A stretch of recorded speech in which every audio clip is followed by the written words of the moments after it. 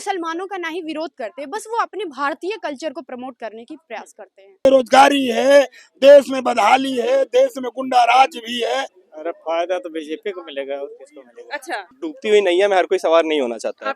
पश्चिम बंगाल, बिहार और अब लगता है उत्तर प्रदेश की बारी है। इंडिया अलायंस को जबरदस्त तरीके से झटका लगने वाला है, क्योंकि ऐसे कयास लगाए जा रहे हैं कि आरएलडी के जो मुखिया हैं जयंत चौधरी, वो जल्द बीजेपी का दामन थाम सकते हैं। अब ऐसे में सपा अध्यक्ष अखिलेश यादव लगातार इस कोशिश में हैं कि वो किसी तरीके से जयंत चौधरी को मना ले। वहीं अगर मैं कांग्रेस की बात करती हूँ तो कांग्रेस के कई नेता कोशिश में हैं कि वो जयंत चौधरी से मुलाकात कर उन्हें समझा सके, उन्हें मना सके कि वो पार्टी का हिस्सा बने रहें। वहीं अब ये देखना दिलचस्प होने वाला है कि जयंत चौधरी क्या फैसला लेते हैं। जैसे कि 2024 लोकसभा चुनाव पास में है, अब वो क्या वाकई बीजेपी का दामन थाम लेंगे, क्या वाकई वो भाजपा का हाथ पकड़ लेंगे? क्योंकि अगर ऐसा होता है तो ये जानना काफी दिलचस्प रहने वाला है कि 2024 लोकसभा चुनाव में इसका असर किस पर सबसे ज्यादा पड़ने वाला है। क्योंकि अगर मैं बात करूं जयंत चौधरी की, तो 2022 के विधानसभा चुनाव में उन्होंने एक बात कही थी जो कि अभी काफी ज्यादा वो चर्चा में बना हुआ है कि मैं कोई चवन्नी थोड़ी हूं जो पलट जाऊंगा। अब वैसे में अब ये बात आ रही है कि आज के डेट में ये बात सामने आ रही है कि जयंत चौधरी बीजेपी का हाथ थामने वाले हैं, बीजेपी का दामन थामने वाले हैं, या मैं यूं कहूं कि एनडीए के साथ आने वाले हैं।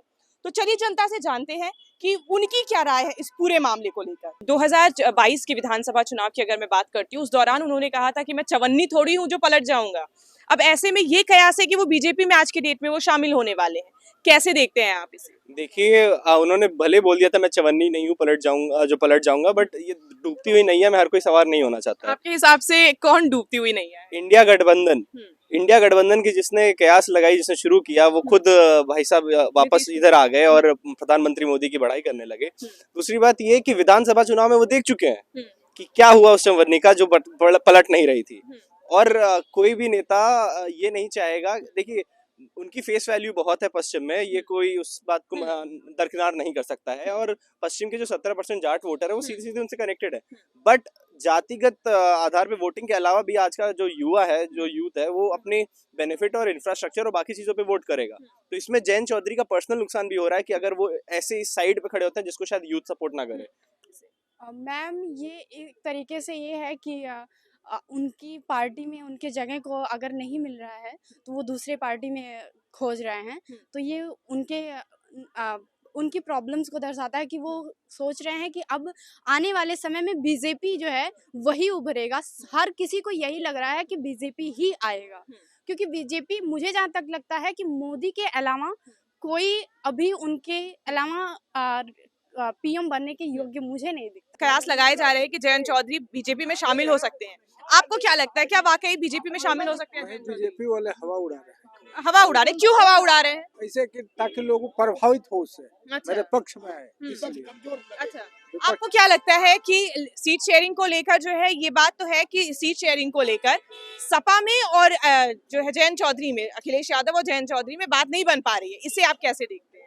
नहीं, ऐसा कुछ नहीं है। पार्टी कार्यालय से तो ऐसी सूचना नहीं है कि नहीं देखा जा रहा है। सब मिलजुल के चुनाव लड़ेंगे, लेकिन ये हवा केवल हवा है, बीजेपी हवा फैला रही है। बस अफवाह कि जयंत चौधरी जी ने अच्छा फैसला, ऐसा कुछ नहीं है। माननीय चौधरी चरण सिंह जी किसानों के नेता थे और भारतीय जनता पार्टी किसानों के दुश्मन है, तो वो कैसे ऐसा फैसला ले सकते हैं? ये अफवाह फैलाई जा रही है, ऐसा बिल्कुल नहीं है। किसानों के हित में नहीं। यदि है किसानों के हित में तो एमएसपी लागू करे। पहली बात तो अभी ये अफवाह है, अफवाह तरह कह सकते हैं। बाकी अभी तो कोई खास तरीके से कुछ सपा तरह से बताया नहीं गया है, बाहर नहीं आया तो कुछ कह नहीं सकते अभी। अगर होती हुई तो ही वोट मतलब सीट शेयरिंग संबंधित हो सकती है वो। इससे खास नुकसान तो किसानों का होगा, क्योंकि किसानों की पार्टी जयंत चौधरी जी की भी है और सपा भी है। ये सारी चीजें हैं। ठीक है, मैं आपसे जानना चाहूंगी कि अगर जयंत चौधरी बीजेपी में शामिल होते हैं तो 2024 लोकसभा चुनाव में किसको इसका नुकसान या इसका मैं कहूँ फायदा मिलेगा? अरे फायदा तो बीजेपी को मिलेगा और किसको मिलेगा। अच्छा, कैसे फायदा मिलेगा? अरे कैसे नहीं मिलेगा, सड़कों बैकवर्ड और सब लोग उनके साथ चले जाएंगे तो क्यों नहीं मिलेगा। अच्छा, तो हाँ, सामान भर के भी लोग रहेंगे। जहाँ पहले जयंत चौधरी कहते थे कि मैं चवन्नी, 2022 विधानसभा चुनाव की मैं अगर बात करती हूँ तो वहाँ पर उस दौरान उन्होंने कहा था कि मैं कोई चवन्नी थोड़ी हूँ जो पलट जाऊंगा। अब ये वो खुद आना, मतलब ऐसा कयास है कि वो खुद आ सकते हैं बीजेपी में, तो क्या बदल गया कि अब पहले इस तरीके का? दौर है भाई, राजनीति है, राजनीति में दल बदल होता रहता है। अच्छा, मौसम का दौर है, राजनीति बदल बदल। हाँ, वो तो दल तो बदल। अब मौसम किसका आ गया? अब लड़ाई कुर्सी की है भाई, कुर्सी की लड़ाई, सब लोग कुर्सी की लड़ाई कुर्सी करते की हैं। लड़ाई। हाँ, हाँ।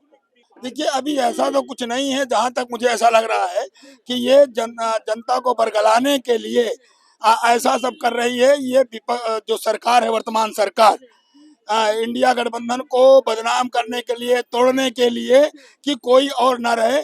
जबकि मुझे जहाँ तक जानकारी है भी कि जयंत चौधरी और अखिलेश जी न्याय यात्रा का उत्तर प्रदेश में आने में स्वागत करने जा रहे हैं। अच्छा, पर ये तो बात मानेंगे आप ना कि सीट शेयरिंग को लेकर जो है वो दोनों में खटपट चल रही है, अखिलेश यादव और जयंत चौधरी में। उसके लिए शीर्ष नेतृत्व वो अपना फैसला कर रहे हैं, बात चल रही है, उसमें तो हम कुछ नहीं कह सकते हैं। लेकिन जहाँ तक मुझे लग रहा है कि देश की वर्तमान सरकार भारतीय जनता पार्टी देश की आपके हिसाब से भारतीय जनता पार्टी जो है वो बरगलाने का काम कर रही है?